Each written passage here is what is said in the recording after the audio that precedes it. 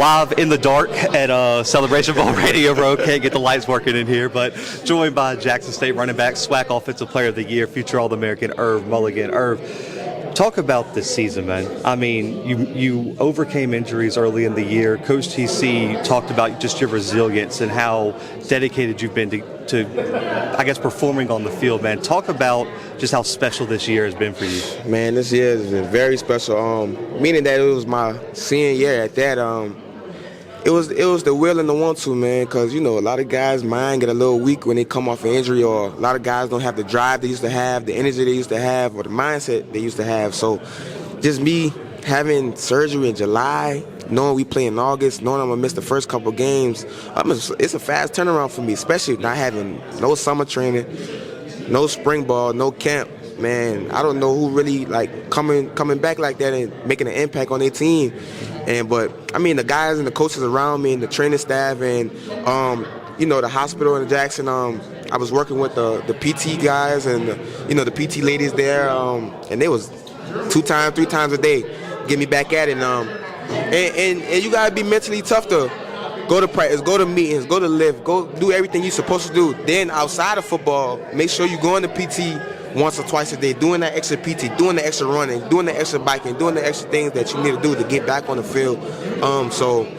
But after all the physical training, seeing the guys in the field, man, when I threw them cleats on, my ankle was still swollen, I was still healing, but man, I told my coaches, I said, hey, the problem fixed. Hey, it's gonna be a little swollen for a couple weeks. That's just scar tissue. Let's get to work. And so that's what I did. I told them I missed 2 games already.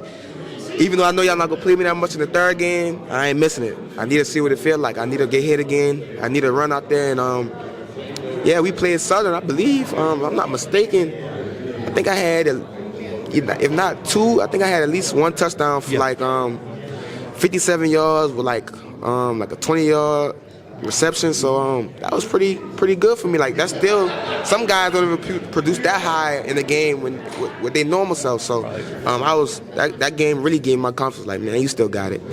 What game this year do you look back on as your best game? Like, if you had to pick one, which one would you put on the highlight tape if you only got to pick one game? I would say FAMU, because from like a scouting standpoint and from like a competition standpoint, that was the game I feel like I was the most juiced up for. I was the most intense, and that was the game I actually was like back at my full 100%. I felt like, so I feel like that was, I wouldn't say the best, but a lot of people will say like Alcorn or whatever, because I rushed for like 100-something yards halftime with Alcorn. I ain't played the last 2 halves. I mean, the last half, but I really want to honestly say Alabama State. Because that was the toughest defense we played all season. For sure. And that's the toughest defense I feel like we would have faced all season. And for them to pack the box with me, I still rushed for like 60-something yards. And it was amazing. I felt like I kept the team on track.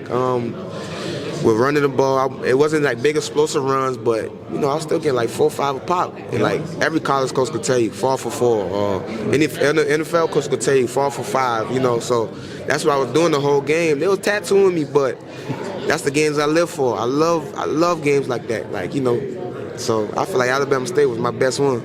I love it, man. I was at the FAMU game, man. I was standing in that end zone when you had that long touchdown run, and I saw the safety come down. And he kind of hesitated. You said my favorite play? Yeah. But when I saw him, like, stutter and stop in the hole, I was like, oh, that's it. I was like, he's to the house. Yeah, because I ain't timid. I ain't going to be scared. I ain't going to curl up in no hole. If you want to come in and get that business, that's on you.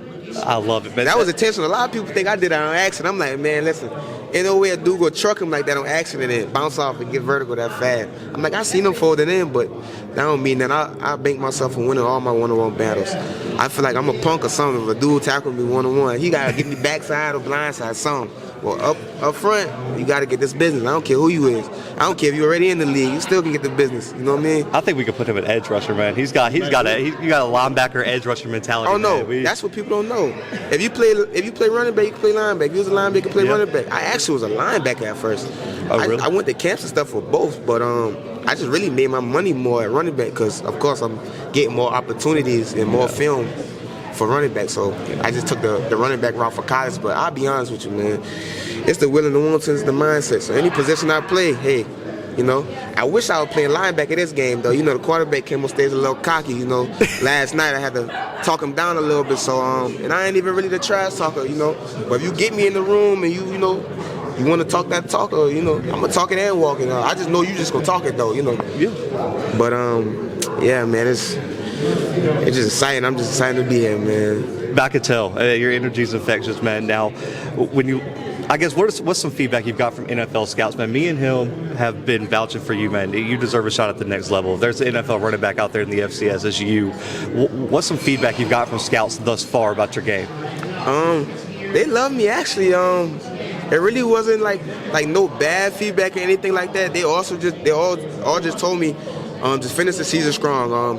Certain scouts would tell me, if you rush for 100 yards this game, you good. Like, it's just certain small incentives and stuff like that. They were just telling me that, you know, to keep me going, like stuff like that. But I know one scout was just telling me, like, coming off injury, my speed probably bumped down a little bit. So that was the main thing they wanted to know, if I could still get up and still had the same intensity to me after coming off the injury. That was the main thing.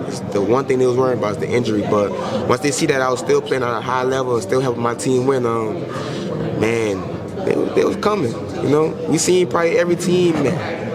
They all our prices every week. Sometimes you see the same guys every day throughout the week, so that's a good sign. And they ain't just coming to see me, man. We got a lot of dogs and ballers on the team, so man, it's just a blessing. It's just an honor just to even get that recognition, that feedback, or any small thing from me, you know.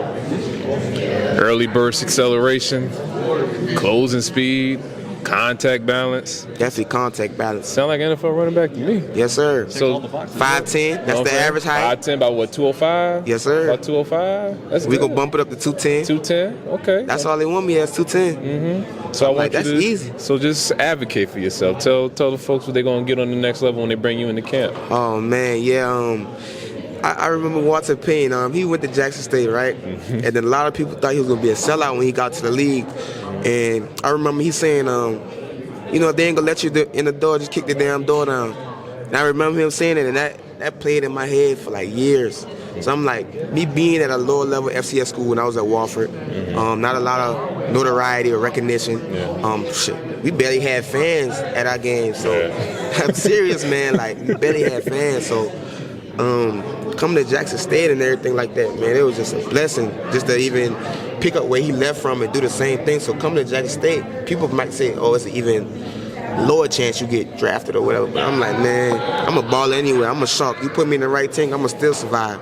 So me going to the league is only going to turn me up even more around better coaches, better guys, better training facilities, things like that. So it's going to really just elevate me, you know? Like I said, man, I could have been at Alabama. I was going to be the same Irv Mulligan. I'm the same everywhere I go. It's just the dog mentality, the willing to want to. So y'all going to get the same Irv Mulligan just times 2, times 10. We're going to see.